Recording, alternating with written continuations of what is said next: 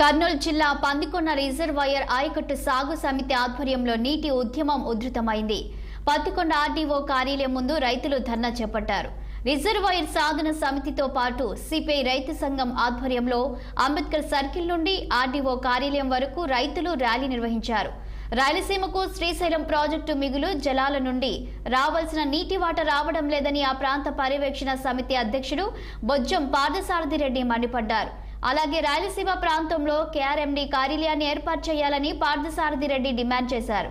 కర్నూలు పశ్చిమ ప్రాంతంలో నీటి కోసం పెద్ద ఉద్యమం జరుగుతుందన్న పార్థసారథి రెడ్డి వ్యాఖ్యలతో ఏకీభవించిన ఆయకట్టు సాధన సమితి అధ్యక్షుడు శశిధర్ రెడ్డి పందికొండ రిజర్వాయర్ ద్వారా 62,400 ఎకరాలకు సాగునీరు ఇవ్వాలన్నారు.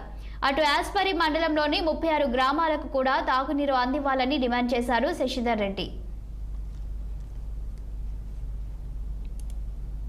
ఈరోజు పందికొండ రిజర్వాయర్ ఆయకట్టు సాధన సమితి ఆధ్వర్యంలో ఒక పెద్ద ఎత్తున ర్యాలీ ధర్నా కార్యక్రమం జరిగింది. ఇది కర్నూలు పశ్చిమ ప్రాంతంలో నీటి కోసం జరిగిన ఒక పెద్ద ఉద్యమానికి ఇది నాంది. ఈరోజు ప్రభుత్వాలకు కూడా 2 విషయాలు చాలా స్పష్టంగా చెప్పదలుచుకున్నాం. మీరు ఈ ప్రాంతానికి నీళ్లు ఇవ్వాలంటే శ్రీశైలం రిజర్వాయర్లో నీటి నిర్వహణ విధి విధానాల ప్రకారం నిర్వర్తించాలి. ఆ విధి విధానాలను అమలుపరచడానికి కోసం మీ చేత కాలేదు. ఈరోజు కేంద్ర ప్రభుత్వం కేఆర్ఎంబి అనేది ఒక దాన్ని పెట్టింది. ఆ కేఆర్ఎంబి కార్యాలయం ఇక్కడ ఉన్నప్పుడు మాత్రమే శ్రీశైలంలో నీళ్లు ఉంటాయి. నీళ్లు ఉండకపోతే మీరు హంద్రీనీవా ద్వారా అరకొర నీళ్లు ఇచ్చినా రైతులు లాభపడడానికంటే నష్టపోయే పరిస్థితి ఎక్కువ ఉంది. పంటలు వేసుకున్న తర్వాత అర్ధాంతరంగా శ్రీశైలం ఖాళీ అయిపోయి నష్టపోయే పరిస్థితుల నేపథ్యంలో శ్రీశైలం రిజర్వాయర్లో విధి విధానాల ప్రకారం నీళ్లు నిలబెట్టడానికి కేఆర్ఎంబి కార్యాలయాన్ని కర్నూలులో పెట్టాలని ఒక ప్రధానమైన డిమాండ్ను ఈరోజు ప్రభుత్వం ఉంచుతున్నాం.